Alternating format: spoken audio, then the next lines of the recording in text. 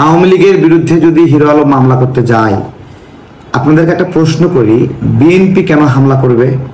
তাহলে কি বিএনপি আর আওয়ামী লীগ জোটবদ্ধ হয়েছে হিরো আলমকে মারার জন্য? এই প্রশ্নটা রেখে আমি আমার কথা শুরু করছি।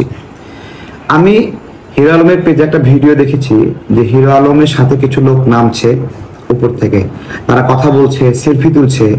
অদ্ভুত বিষয় হলো তারাই আবার দেখলাম হিরো আলমকে মারছে। তাহলে যে লোকগুলো তার সঙ্গে গল্প করছে, কথা বলছে, সেই লোকগুলো তাদেরকে হিরো আলমকে কোলে করে নিয়ে যাচ্ছে, মারছে।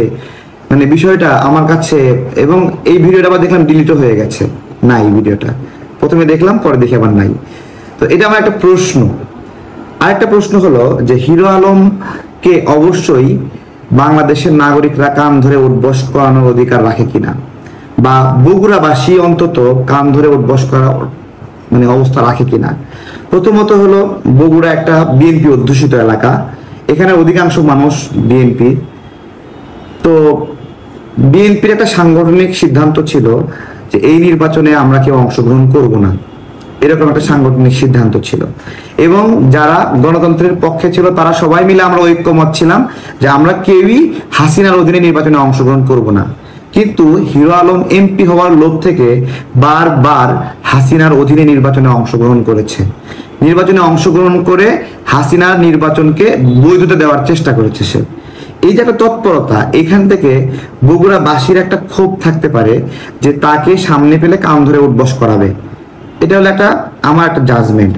এরপরে আসি যে দেখেন আমার কথা কিন্তু স্ববিরোধী হয়ে যাচ্ছে। আমি প্রথমে বলছি যে আওয়ামী লীগের বিরুদ্ধে মামলা করলে বিএনপি কেন হামলা করবে, হামলা করলে আওয়ামী লীগ করতে পারে। আবার আমি বলছি যে বগুড়ার জনগণ এই হাসিনার অধীনে নির্বাচনের দেওয়ার বিষয়ে ক্ষুব্ধ, এবং হিরো আলমকে তারা ভৎসনা করে যে সে কেন এই নির্বাচনে গেল বগুড়ার একজন সন্তান হয়ে। দেখেন সামগ্রিকভাবে সারা দেশে আন্দোলন থেমে গেলেও বগুড়ায় কিন্তু আন্দোলন থামে নাই। আবার সামগ্রিকভাবে এখন সারা দেশে আওয়ামী লীগ পালায় গেলেও আপনার হলো গোপালগঞ্জ কিন্তু আপনার হলো মানে থামে নাই। অর্থাৎ এই যে দুজন মহান ব্যক্তির জন্ম দুইটা জায়গায়, একটা হলো বগুড়া এবং একটা হলো গোপালগঞ্জ, এই কারণে যদি সুবিধা পায় কোনো অঞ্চলের মানুষ, তাহলে যেই ব্যক্তির দল ক্ষমতায় থাকে তারা বেশি সুবিধা পায়। আবার যখন ওই ব্যক্তি যখন চলে যায় তখন সব জায়গার চেয়ে ওই জায়গাতেই বেশি নিপীড়নের শিকার হয়। ঠিক আছে, যেমন সবচেয়ে বেশি নিপীড়ন বগুড়াতেই হয়েছে।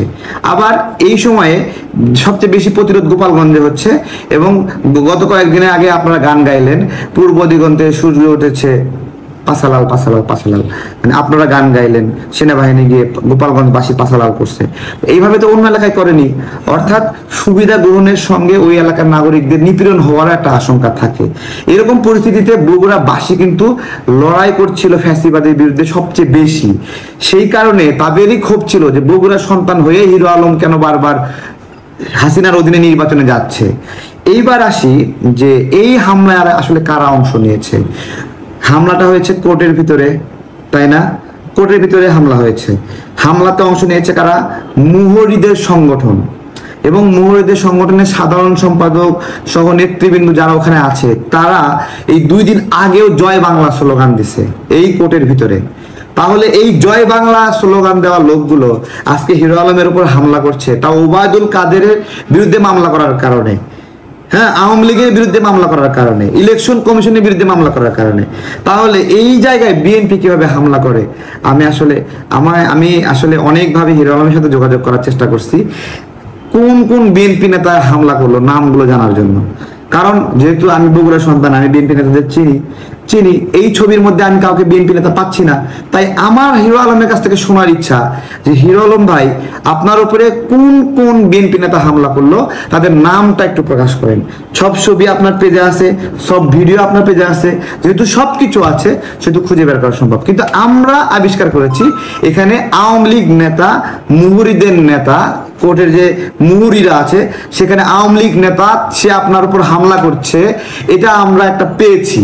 এটা আমরা যেরকম পাইলাম ওই রকম ভাবে আপনিও একটু মার্ক করে দেন যে কোন কোন বিএনপি নেতা এখানে হামলায় অংশ নিয়েছিল।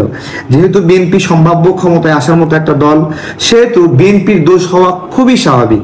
আর যেহেতু বগুড়ায় বিএনপি বেশি, সেহেতু বিএনপির দোষ হওয়া খুবই বেশি। কিন্তু আমরা দেখছি আওয়ামী লীগের রনি আপনার উপর হামলা করছে, আবার আপনার সাথে লোকগুলো আপনার সঙ্গে উঠলো, তারাই আবার আপনার উপর হামলা করছে, তারা আপনার সাথে সেলফি তুললো, তারাই আপনার উপর হামলা করছে।